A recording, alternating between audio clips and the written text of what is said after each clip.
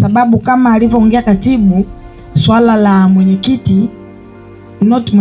mkuu wa soko kupita jana na kusanya ushuru, wakati mimi kama mbunge katika kikao chetu ofisini, akiwepo mkurugenzi na afisa biashara, tuliongelea swala la mkuu wa soko aweze kubadilishwa, tuletewe mwingine ambaye mtaweza kufanya naye kazi vizuri kwa manufaa ya wafanyabiashara wa mlango mmoja, kwa manufaa na maslahi ya wananchi wa Musoma mjini, na kwa manufaa na maslahi ya taifa hili kwa ujumla, kwa sababu tunawategemea nyinyi pia ili tuweze manispaa yetu.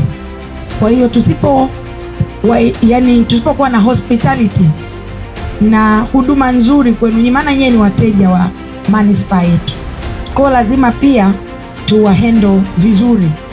Sasa tulikubaliana kwenye hilo, na nashukuru mkuu wetu wa wilaya alibariki na hata mkuu wa mkoa. Kwa kitendo cha jana kuonekana yupo na mkawa watulivu na mkavumilia, sasa kitendo hicho kimeonyesha ni namna gani ambavyo pia mnapenda amani. Kwa mkasema acha mtulie, msubiri mje muulize kwenye kikao. Hiyo ndiyo sifa ya kuwa Mtanzania, kuwa mwana Musoma. Sifa yetu ya kwanza sisi ni kulinda amani, utulivu na mshikamano pamoja na upendo. Kwa hiyo hayo yote kwa siku hii ya leo tutafikia mwafaka wake. Kaomba mimi, akaomba mheshimiwa DC, ukaomba na wewe. Kuna either of the two. Maombi kuna kukubaliwa na kukataliwa. Nikipata mimi au ukakosa unafanyaje? Ndiyo maana narudi nataka kuongea na nyinyi sasa hapa. Hiyo kulinyuma nake ni kwa sababu nyinyi mna exist. Mmenielewa? Sasa kwa sababu mna exist, huwa mnalipa kodi yenu siku zote. Yaani nyinyi ni wapangaji wa manispaa. Nyinyi ni wapangaji, sio wapangaji. Ni wapangaji msio na mikataba. Mlikuwa mnakaa kirejareja tu, mmekaa. Sasa kuliko kuwaambia wote muondoke, tufanye matangazo upya, yoyote aingie, ndio maana busara ikatuambia afuatayo. Tena mimi, maana wale manispaa na afisa biashara walikuwa mwaletea fomu ya maombi, muombe. Kuomba yoyote anaweza akaomba, na chini pale kuna maoni ya mkuu wa soko, apewe au asipewe. Aya, mkuu wa soko akisema usipewe, sasa si ndio maana nakuja sasa tuelewane. Kwa hiyo sisi tunawachukulia nyinyi ni wapangaji ambao mpo hapa kwenye hili eneo toka 97. Tulikuwa tunakaa tujaingizwa kwenye mfumo, kwa sababu hata kwenye mfumo mlishawahi kuingizwa nyinyi, si ndio tunaanza. Kwa ili uingie kwenye mfumo wa Tausi, utaratibu wa manispaa, kuna kila sehemu. Kuna hivi vibanda vya mbele hapo vya maduka yako upande ule kule, wale wanalipa sijui ni 100,000 ndio wanapata control number. Sasa nyinyi mnatakiwa mlipe 10,000 kwa mwaka. Hivi tumeelewana vizuri? Lakini sasa na ukisema tena hapo ni kama serikali, mimi nimekuja kuminya mapato ya serikali. Kwa sababu gani? Tukitangaza tukasema watu watume maombi, wanaweza eneo lako tu wewe hapo uliokuwa unaoji, eneo lako linaombwa na watu 10. Watu 10 wakiomba kila mtu analipa 10,000 ni shilingi ngapi? Ni 100,000. Lakini hapa unaenda kulipia wewe peke yako 100,000 usajiliwe. Kwa serikali imepoteza 90,000. Yote kwa sababu serikali ya Daktari Samia inapenda wananchi wake. Wewe tayari uko kwenye eneo, unaendaje kuombewa tena na mtu mwingine? Kwamba uende wapi? Utaombewa na mtu mwingine endapo utakuwa umevunja taratibu.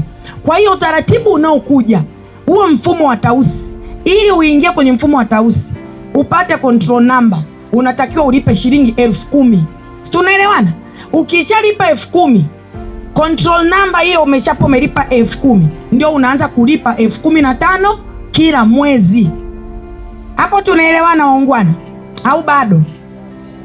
Aya, sasa waambao wako tayari kulipa 10,000 ndio mimi nataka nijue.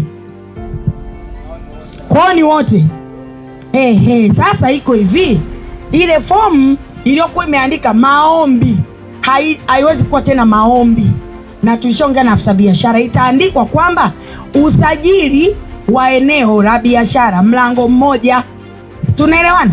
Tunakuja maoni ya mkuu wa soko, ni maoni sawa ya mkuu wa soko. Mkuu wa soko maoni yake sio kupewa au kutokupewa.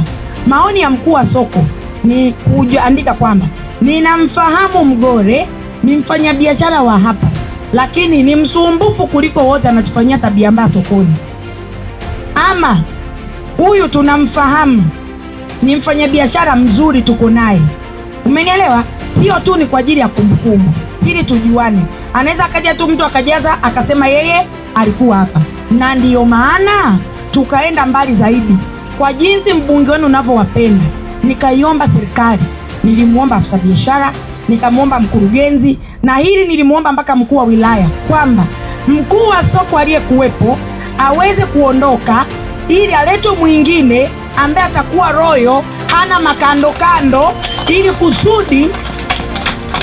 kusudi kusitokee rushwa ama upendeleo. Na hii apewe au asipewe ndio kichocheo cha rushwa. Ndio maana tumeamua tukiondoe. Mtu ataenda atasema ili nipewe, niandikiwe nipewe, anapeleka kamsini. Haya, ukimkuta mtu mwenyewe ana kitu kama Mgore akijipiga pa anatoka vumbi, amekosa site. Tumeelewana? Kingine, wakati wakiwa ofisini fomu hizo zinatembea, katibu wenu wa wafanyabiashara awepo, ili amsaidie mkuu wa soko, kwa vile atakuwa ni mgeni, kuwatambua. Asije akatoa mamruki, kama akatoka huko mamruki kama Emedi akafika akasema na yeye ana kibanda wapi, mlango mmoja. Tunaelewana jamani? Nadhani nimemaliza yote sasa hapo.